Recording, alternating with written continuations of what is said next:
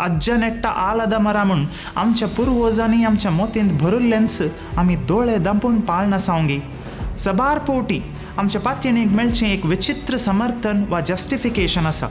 कोरोडांनी लोक हें पाती येता हजारो वर्सां तावन ही रीत आमी पाळना सावने. हो वाद घेवचो तर आदीं आसलें आतांय आसा जें म्हणचें तर मनशान आनिकी रानांनी भोंवन माट्यांनी जिये जंय आसलें. संवसारान जल्माल्ल्या हर एका पिळगेन तेदोळ म्हणसर कोणेंय चिंतिनातलें कितें तरी चिंतलां. तशें जावनूच इतली प्रगती जाल्ली मू.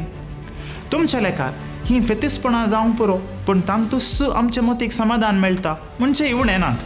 एक सूख संगतीतावन मेळचें समाधान नीस समाधान गी.